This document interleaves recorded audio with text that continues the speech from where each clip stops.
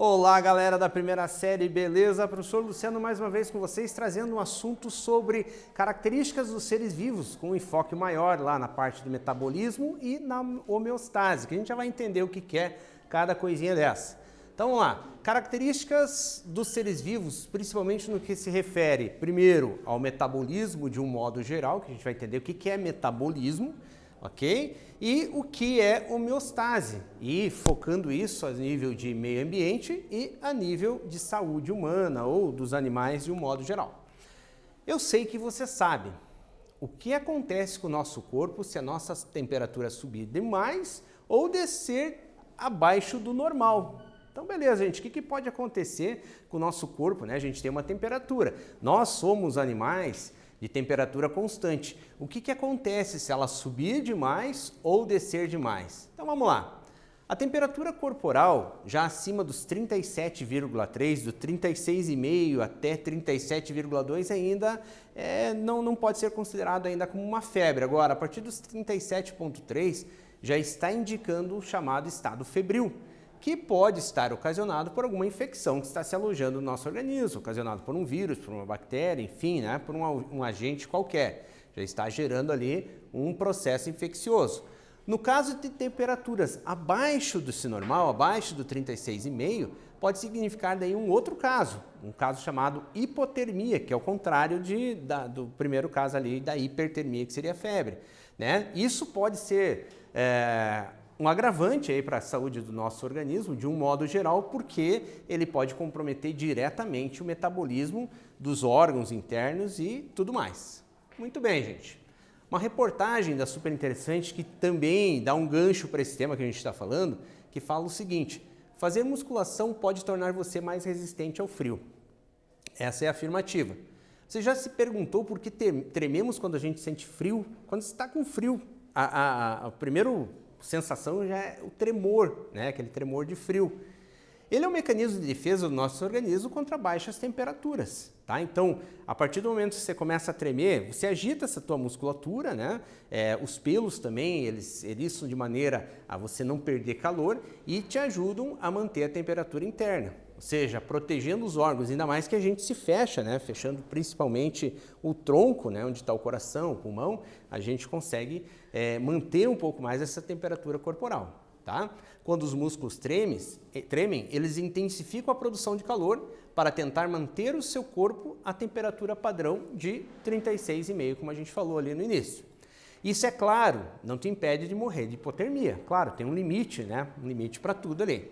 Chega uma hora que os músculos eles acabam ficando fatigados, ou seja, né, cansados. Daí a importância de que a tremedeira sirva apenas como um sinal. Você não pode depender apenas dela, mas sim como um sinal de você vestir um casaco, uma luva, um cachecol para você se aquecer daí de uma outra maneira que não use a energia do corpo para isso. Muito bem, gente. Então vamos entender agora o que seria o tal do metabolismo que a gente falou ali, né, no início.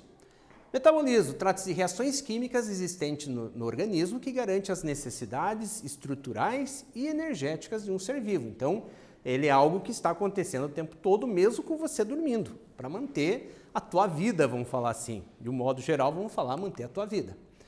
A gente pode dividir o metabolismo em dois grandes processos. O processo de construção, de síntese, que a gente vai chamar de anabolismo, né? Então você vai ter aqui moléculas simples que se juntam, se agrupam, né? Formando uma molécula complexa. Isso daí vai utilizar a energia corporal para que esse processo aconteça. E também o processo contrário também é metabolismo, a gente vai chamá-lo de catabolismo. Beleza, o que é o catabolismo? Você já tem uma molécula maior, mais complexa, né? Vai ter a perda dessa energia e a quebra dessa molécula em moléculas mais simples, tá? Então o processo metabólico ele vai ser regulado dessas duas maneiras. As reações que compõem o metabolismo podem ser classificadas em dois grandes processos metabólicos. Então, o anabolismo e o catabolismo. O de síntese e o de quebra. Beleza. Vamos entender, gente, existe algo que a gente chama de taxa de metabolismo basal. Existe aquela, né, como diz assim, a básica, né? o que acontece? Você mesmo dormindo em repouso, né, você continua respirando, teu coração continua batendo, tua circulação, teus hormônios estão em produção e tudo mais, produção e utilização, e a gente chama isso de metabolismo basal. Basicamente, 70%, né, do nosso metabolismo é o metabolismo nasal, basal, a necessidade, né, que nós temos. As atividades físicas chegam a compor ali uns 20%, né, do metabolismo, e termogênese, que utiliza internamente para os processos, é mais ou menos ali na casa de 10%. Então, compõe os 100%, dividido basicamente dessa maneira, sendo que quanto mais atividades físicas você faz, você também aumenta essa fatia aqui, né, e também isso resulta muitas vezes numa perda de gordura e tudo mais. Isso é bastante importante você entender também. Agora vamos lá, gente. Agora uma questão para a gente conseguir refletir sobre isso que a gente está falando. A questão é o seguinte, exercício 1. Vamos supor que você começou a fazer academia diariamente e você observou que com isso sua fome aumentou de maneira assustadora. Quer dizer, você não tinha tanta fome antes de começar a fazer academia. Seus pais estão preocupados com isso. Com base nas aulas de biologia, explique o porquê dessa fome exagerada. Com as tuas palavras, tenta escrever com as tuas palavras aí, a gente já volta para ver se você acertou.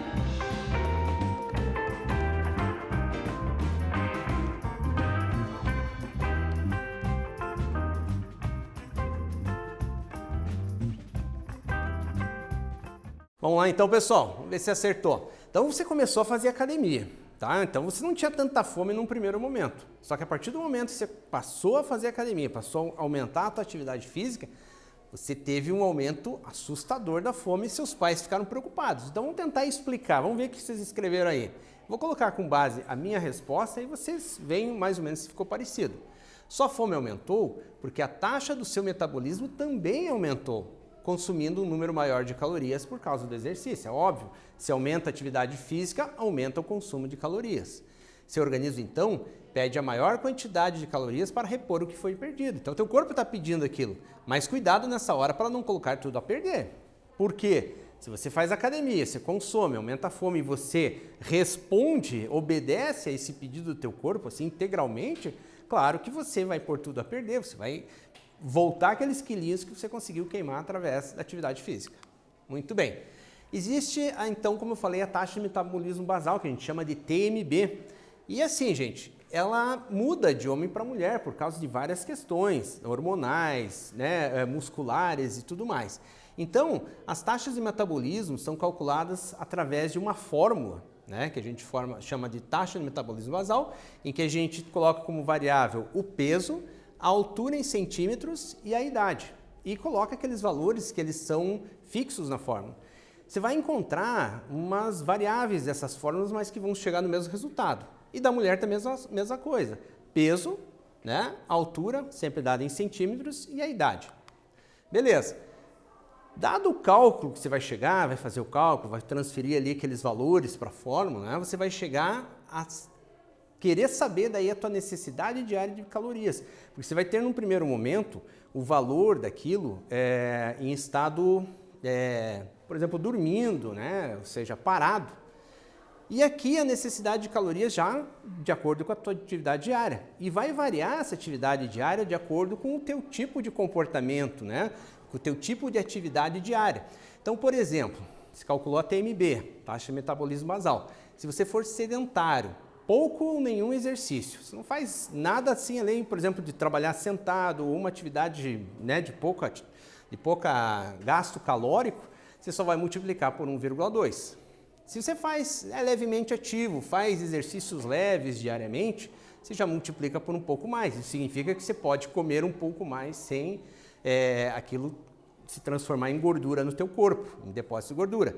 Moderadamente ativo, você faz exercícios assim moderados de 3 a 5 dias por semana, né? Um pouquinho mais puxado e assim vai indo. Muito ativo e super ativo. Um atleta mesmo que trabalha várias horas por dia desenvolvendo atividades físicas. Então, a necessidade diária dele se torna bem maior. É claro que se você quiser fazer um programa para emagrecer utilizando esses dados, você tem que fazer o seguinte, você tem que consumir um pouco menos do que aquilo que o cálculo te permite. Ok? Então tudo depende do teu padrão de atividade física. Agora vamos falar sobre o homeostase. É um nome um pouquinho difícil. Metabolismo, acredito que você já tenha ouvido falar. Agora, nem todos ouviram falar em homeostase. O que é homeostase? Conjunto de ações que os seres vivos adotam com o objetivo de manter o equilíbrio necessário para a sua vida. Tá? Então, são ações automáticas, autônomas do nosso organismo, que fazem com que haja esse equilíbrio natural. Então, por exemplo, aqui, um alimento em que você ingira, que tem a glicose, por exemplo, se aumenta taxas de insulina, tá? O teu corpo vai metabolizar aquilo. Da mesma maneira, se baixar demais essas taxas, entra em ação outro hormônio para repor isso, e aí o corpo vai se adequando, vai mantendo a homeostase em equilíbrio. Muito bem.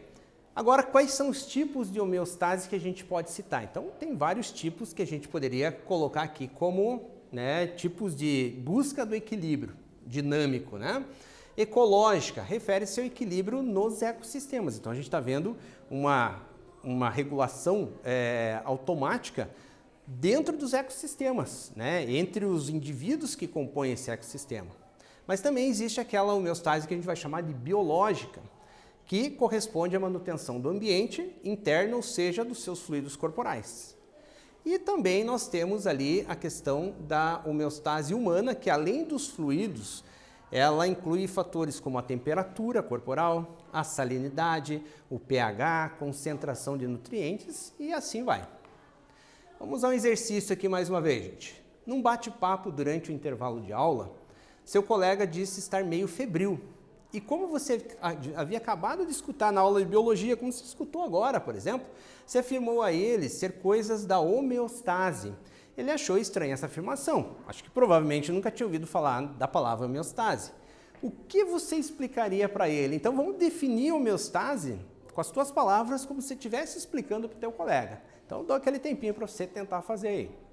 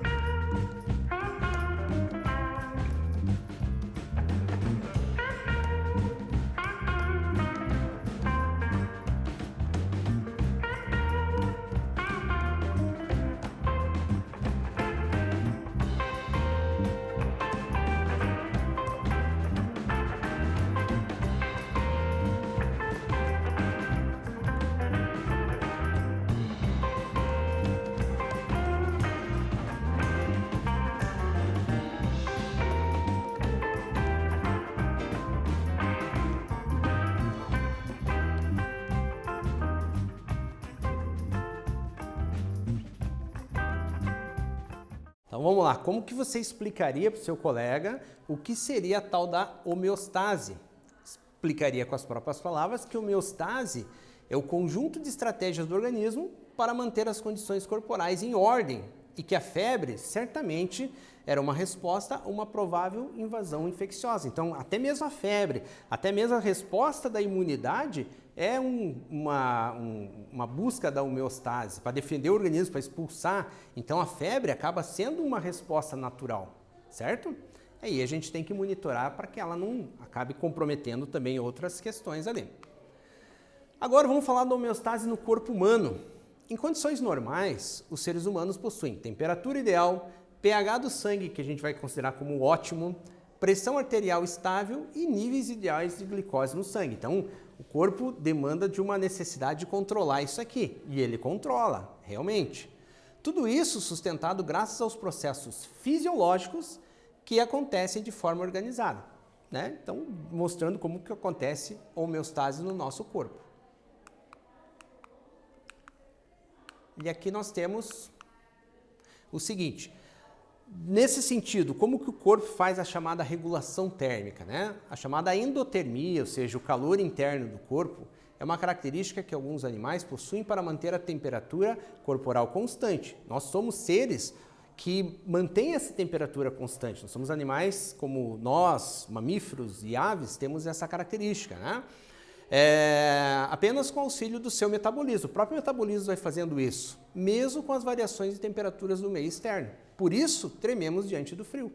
Tá? Então, lá fora está 20 graus, a nossa temperatura precisa se manter constante. Para isso, o corpo vai demandar de algumas estratégias internas da homeostase.